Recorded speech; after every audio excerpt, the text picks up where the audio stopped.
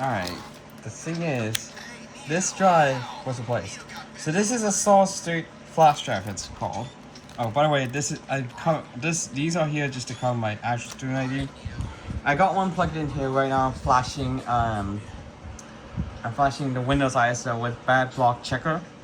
Cause I'm not quite sure if that one's failing because I don't know why Linux is like SteamOS was saying that SteamOS is saying that the drive may fail soon.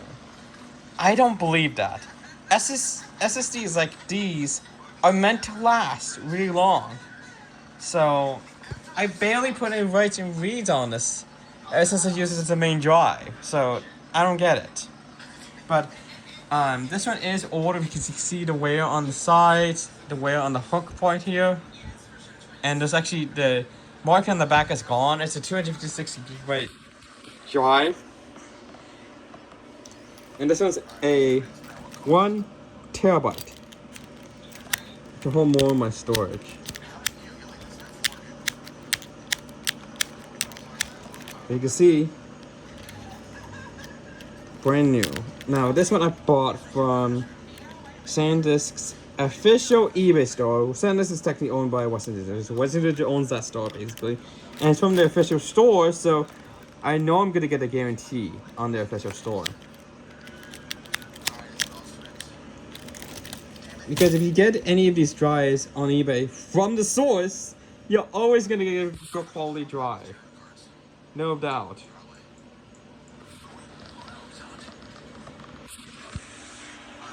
So right now I'm using it to check for bad blocks. So, and this computer was imaged with this drive as well. And one thing I noticed is like since this one here is the preview build of Windows inside.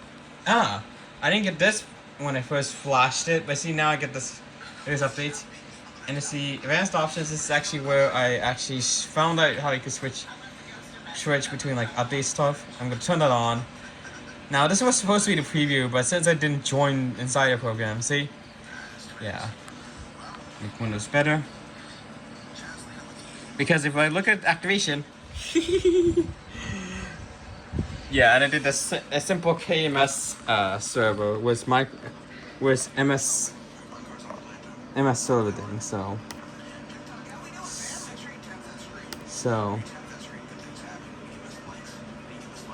yeah, Windows Enterprise. Clicking here, it's just the msguides.com server thing, server trick, which is how you activate for free. But yeah, and this prevents a code from being whitelisted into the computer because this one has a Pro key OEM hard-coded into the BIOS. So if I put my enterprise key on here, it actually whitelists the board to activate. So doing this only does that organizes activation service, which means that it's not actually in the computer. The Pro key is, but not the enterprise key. Because I did that trick with the drive. And I guess this is how enterprises are able to image computers without the North Korean media to get enterprise. They just use this preview media, like how NBC did it. More you know. So, and the thing is, this still comes with Windows 11. Oh. Okay, what was Windows doing? That was a glitch. You can see that's a little bit cursed with that key, but I seen this on my father's company computer, which is actually a Gen 4 214. This is a Gen 3, by the way, but it's similar because the casing is the same. The only difference, CPU, RAM. Everything else is the same. This is Gen 3, so my Gen 4 is there.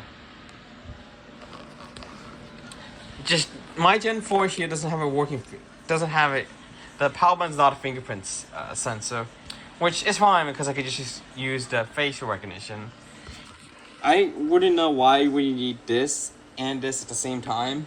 Just seems weird. However, However, I believe that companies that use local accounts, you can't use this, or you can't use the fingerprint reader or the camera for Face ID. You can still use the camera, but not Face ID would be disabled. Fingerprint would be disabled. I think that's how it works, which makes sense. But for like Azure accounts, like Microsoft managed accounts, those can easily be used with a pen, fingerprint reader, and face reader. So when you put your head, if you use the face camera or the fingerprint sensor, it's going to automatically log you in. And yeah, it's kind of interesting. It's kind of interesting here. So yeah, this doesn't have a touchscreen, unfortunately. No touchscreen model. But it's kind of interesting that some of them, like, I've been going to NPC multiple times, and their computers still have Windows 10. Like, my father's company, the company works for Novartis, they upgraded to Windows 11 already, which because they're a company that makes medicine, technically. I'm not gonna tell you the exact location of his workplace because I don't want to really leak that out to YouTube. But yeah, Broken File Library is on Windows 11. Contra Costa Library is still on Windows 10. Surprisingly, I don't get it. Like, why did he stay on Windows 10, which is gonna end support next month? Just why? Now, the only reason I'm using Windows 10 here and here is because I'm using it until it ends support. That's just the simple thing that I want. And I'm wondering if that's going to be the same for some ITs who want to keep running Windows 10. But soon, as Windows 10 ends support, they're going to lose browser updates, lose Steam updates, lose a lot of application updates. So as soon as Windows 10 ends support, I'm going to be upgrading to Windows 11. So I still get security updates. So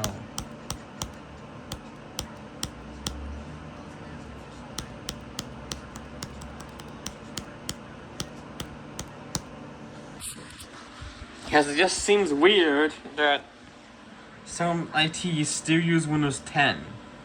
So weird.